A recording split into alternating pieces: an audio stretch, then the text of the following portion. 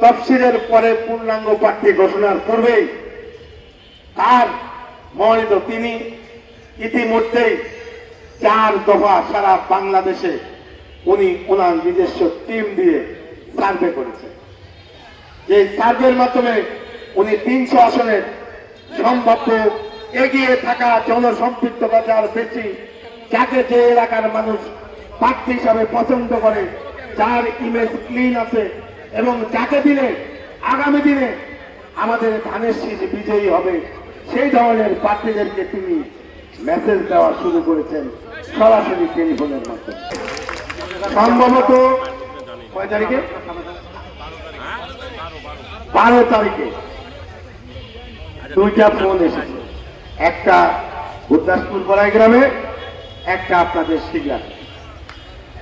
তারা যাদের কাছে ফোন এসেছে তারা আপনাদেরকে জানিয়ে দিয়েছে যে আমাদের আগামী রাষ্ট্রনায়ক আমাদের দলের চেয়ারম্যান জনাব তারেক রহমান ফোনের মাধ্যমে আমাকে ত্রয়োদশ জাতীয় সংসদ নির্বাচনে কাজ করার জন্য নির্দেশনা প্রদান করেছেন এবং সবাইকে সম্পৃক্ত করে কাজ করার কথা বলেছেন। যেহেতু আমি দলের মেম্বার সেক্রেটারি, আমাকে এবং আমার আহ্বায়ক সাহেবকে বা আমাদের অন্যান্য যারা যুগ্ম আহ্বায়ক নেতৃবৃন্দ আছে সবাইকে বিভিন্ন ভাবে টেলিফোনে জেলার বিভিন্ন স্তর থেকে এই ফোনের সত্যতা যাচাইয়ের কথা বলা হয়েছে। আমরা তো জানি না, এটা পরিষ্কার কথা।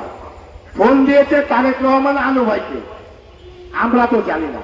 আমি প্রথমত রিজভি ভাইয়ের সঙ্গে যোগাযোগ করেছি, পরবর্তীতে আমি সালাম ভাইয়ের সঙ্গে যোগাযোগ করেছি, পরবর্তীতে আমাদের বিভাগীয় সাংগঠনিক সম্পাদক শাহিন সরকারের সঙ্গে যোগাযোগ করেছি, যুগ্ম আপনার যে সাংগঠনিক সম্পাদক আছে আলিম ভাইয়ের সঙ্গে যোগাযোগ করেছি। সত্যি কথা বলতে কেউই এটার উত্তর দিতে পারে না।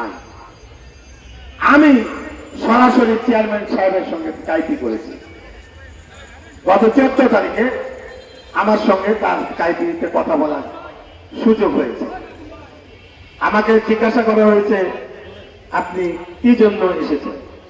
আমি বলেছি যে 2 তারিখে দুলুভাই ডিক্লারেশন দিয়েছে লন্ডন থেকে এসে, তাকে আপনি মাননীয় চেয়ারম্যান স্যার আপনার কাছে জানতে এসেছি এই 3টা টেলিফোন সম্বন্ধে সত্যতা কতটুকু। নাটকটা আমি নাটকেই বলবো, আমি সিংরাটটা বলি। আমাকে বলা হয়েছে হ্যাঁ, প্রফেসর আনু সাহেবকে আমি কাজ করার জন্য ফোন করি।